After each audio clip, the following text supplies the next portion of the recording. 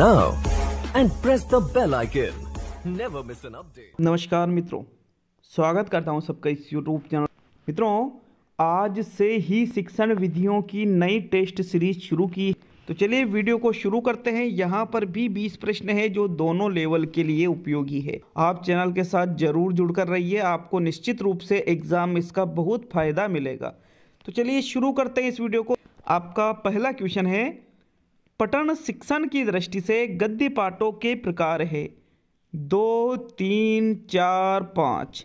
तो मित्रों, पठन शिक्षण की दृष्टि से गद्य पाठों के प्रकार की बात करें तो वो है 2। कितने प्रकार होते हैं? 2 प्रकार होते हैं गद्य पाठों के। किसकी दृष्टि से? पठन शिक्षण की।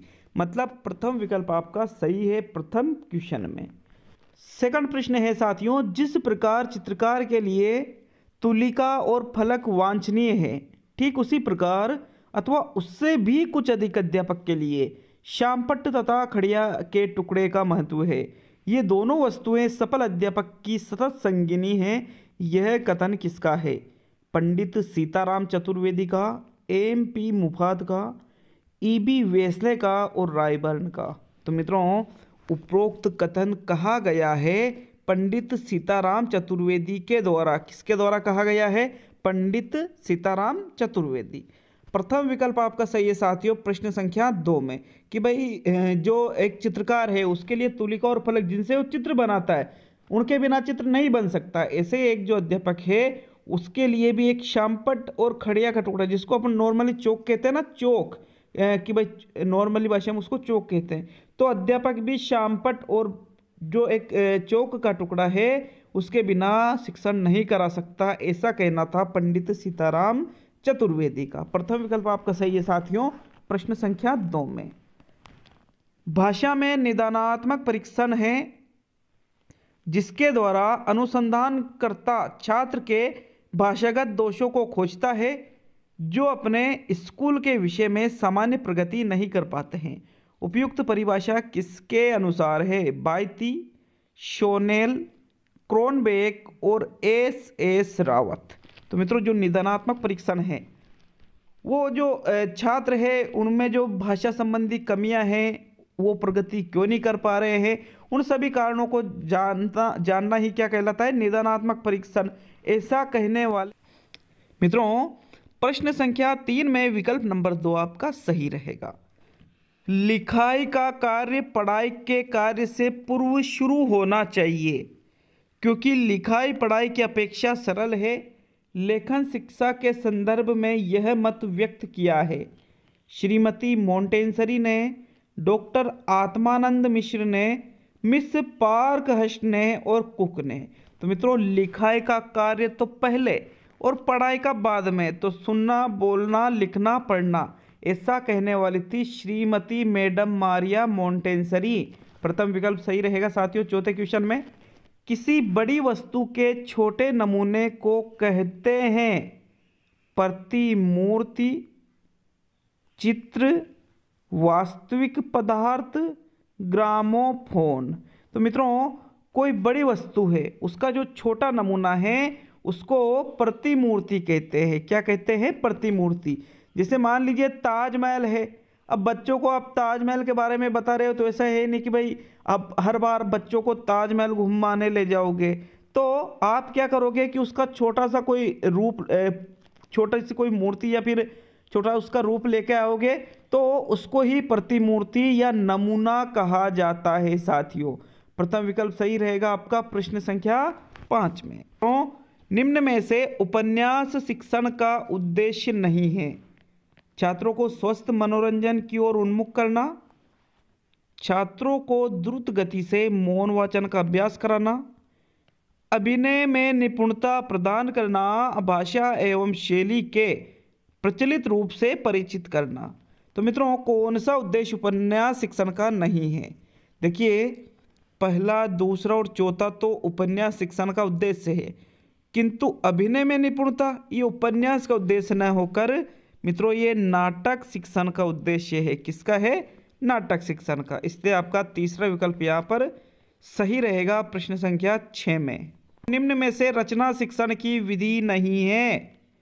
प्रवचन विधि, निर्देशन विधि, प्रश्नोत्तर विधि, भाषा संसर्ग विधि। तो मित्रों कौन सी विधि रचना शिक्षण की नहीं है? देखिए प्रवचन है, प्रश्नोत्तर है, निर्देशन है, लेकिन भाषा संसर्ग विधि रचना की न होकर व्याकरण शिक्षण की विधि है साथियों। किसकी है? व्याकरण की। इसलिए चौथा विकल्प ही आपका सही आंसर है प्रश्न संख्या 7 में। 8वां क्वेश्चन क्या है?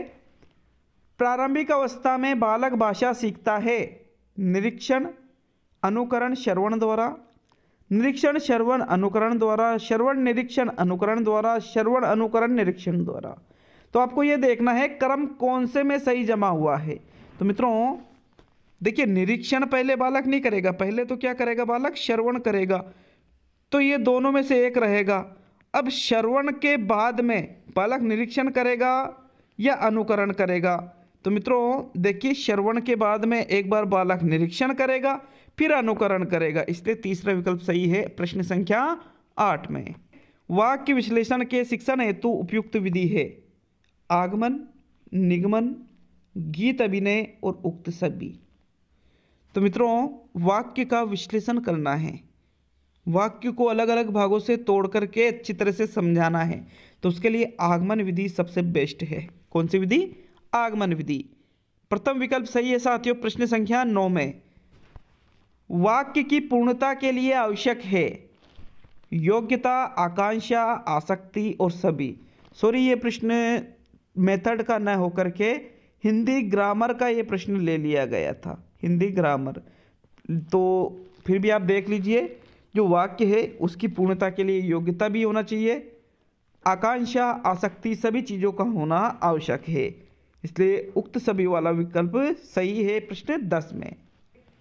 मौन वाचन, वचन नहीं है सॉरी ये वाचन लिखा था। मौन वाचन से क्या लाभ है? ज्ञान की वृद्धि, अवकाश के समय का सदुपयोग, खरीदी गई किताबों का सदुपयोग और शारीरिक वृद्धि। तो भाई मौन वाचन से शारीरिक वृद्धि तो होगी नहीं, ये तो साफ साफ दिख रहा है कि गलत है। और खरीदी गई किताबों का सदुपयोग ये तो गलत है ना, ऐसा थोड़ी होता है, ये भी गलत है। मित्रों ज्ञान की वृद्धि इसका सही आंसर है और अवकाश के समय का सदुपयोग भी इसका सही आंसर माना गया था।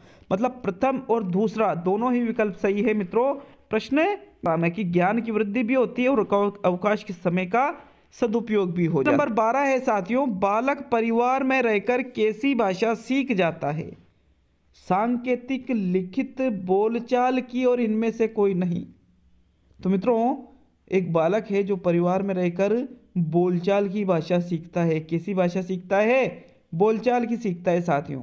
विकल्प नंबर 3 सही है। सांकेतिक, लिखित, लिखित तो विद्यालय में सीखेगा वो तो, हाँ बालक लिखित वहाँ परिवार में भी सीख सकता है, लेकिन ज़्यादा तो विद्यालय में ही सीखेगा पूर्ण रूप से। हालांकि बोलचाल की पूरी भाषा वो सीख जाता है साथियों, इसलिए तीसरा विकल्प सही है। समतल पर बिखरी सामग्री को बहुत तेज प्रकाश द्वारा पर्दे पर प्रतिबिंब किया जा सकता है। फिल्म स्ट्रिप के माध्यम से, स्लाइड के माध्यम से, एपिडाइस्कोप के माध्यम से, मैजिक लालटेन के माध्यम से। तो साथियों समतल पर बिखरी सामग्री को बहुत तेज प्रकाश द्वारा पर्दे पर एपिडाइस्कोप के माध्यम से प्रतिबिंबित किया जा सकता है। कौन से सहायक सामग्री के माध्यम से? एपिडाइस्कोप। आपका तीसरा विकल्प सही है साथियों प्रश्न 13 में। दृश्य श्रव्य सामग्री की आवश्यकता निम्न में से किस विधि के लिए आवश्यक नहीं है? समस्या समाधान विधि, व्याख्यान विधि, योजना विधि और उपरोक्त सभी। तो मित्रों देखिए योजना विधि में भी दृश्य श्रव्य सामग्री जा सकती है, समस्या समाधान विधि में भी इसकी आवश्यकता पड़ सकती है, लेकिन व्याख्यान विधि में तो सहायक सामग्री क्या करेगी? उसमें तो सिर्फ व्याख्यान ही देना है। इसलिए मित्रों प्रश्न 14 में दूसरा विकल्प सही है। तो प्रश्न है निम्न में से प्रक्षेपित सामग्री नहीं है? Film, opaque projection, bulletin board, film खंड। तो साथियों कौन सी सामग्री प्रक्षेपित नहीं है? प्रक्षेपित सामग्री सभी जानते होंगे साथियों। देखिए जो फिल्म है, ओपेक प्रोजेक्शन है, फिल्म खंड है, ये सभी तो क्या प्रक्षेपित सामग्री है, किंतु जो बुलेटिन बोर्ड है ये प्रक्षेपित सामग्री नहीं है, इसलिए तीसरा विकल्प ही आपका सही आंसर रहेगा। शिक्षण में सबसे महत्वपूर्ण कार्य क्या है? विषय का निर्धारण, उद्देश्यों का निर्धारण, बिंदुओं का निर्धारण, समय का निर्धारण। तो मित्रों राइट आंसर बताइए 16वें क्वेश्चन में इसका सही आंसर क्या रहेगा। साथियों अगर बात करें इसके सही आंसर की तो इसका सही आंसर रहेगा उद्देश्य निर्धारण, विकल्प नंबर 2। क्योंकि साथियों उद्देश्य का निर्धारण ही सबसे महत्वपूर्ण होता है कि आखिर हम बच्चों को पढ़ा रहे हैं तो इससे कौन से उद्देश्य की पूर्ति होगी। साथियों इसलिए दूसरा विकल्प आपका सही आंसर है प्रश्न 16 में। और शिक्षण मूल्यांकन के उद्देश्य होते हैं 5, 7, 3, 8। तो मित्रों राइट आंसर बताइए इसका भी। शिक्षण मूल्यांकन के कितने उद्देश्य होते हैं? देखिए 3 उद्देश्य होते हैं। कितने उद्देश्य होते हैं शिक्षण मूल्यांकन के? 3 उद्देश्य ही माध्यमिक शिक्षा बोर्ड राजस्थान के द्वारा माना गया है। तो विकल्प नंबर 3 सही है साथियों प्रश्न 17 में। मौन वाचन का मूल्यांकन किस परीक्षा के द्वारा किया जा सकता है? पूर्ति परीक्षा, सत्यासत्य परीक्षा, बहुविकल्पीय परीक्षा, सभी। तो मित्रों मौन वाचन बच्चों से करवा रहे हो तो उससे आप पूर्ति परीक्षा भी करवा सकते हो, सत्यासत्य परीक्षा के माध्यम से भी आपको पता लग सकता है, ऑब्जेक्टिव क्वेश्चन से भी पता चल जाता है। तो उक्त तीनों आपका सही आंसर है साथियों। प्रश्न नंबर 18 में चौथा विकल्प सही रहेगा। निदान की परीक्षण विधि के प्रकार होते हैं 7, 2, 4, 8। तो साथियों निदान की परीक्षण विधि के 2 प्रकार होते हैं, व्यक्तिगत और सामूहिक। कितने प्रकार होते हैं? 2। दूसरा ही विकल्प सही है साथियों। और आज का अंतिम क्वेश्चन देखेंगे, लेकिन छोटा सा निवेदन, वीडियो को लाइक करना, शेयर करना और चैनल को सब्सक्राइब करना नहीं भूले साथियों, क्योंकि आपका मोटिवेशन ही हमें वीडियो बनाने के लिए प्रेरित करता है। के सतत एवं समग्र मूल्यांकन पर प्रभावी जोर दिया गया है राष्ट्रीय शिक्षा नीति 1986 के द्वारा। प्रथम राष्ट्रीय शिक्षा नीति मुदालियर आयोग की सिफारिशों में इनमें से कोई नहीं। तो मित्रों प्रथम राष्ट्रीय शिक्षा नीति 1968 थी और दूसरी नई राष्ट्रीय शिक्षा नीति बनी थी 1986 में।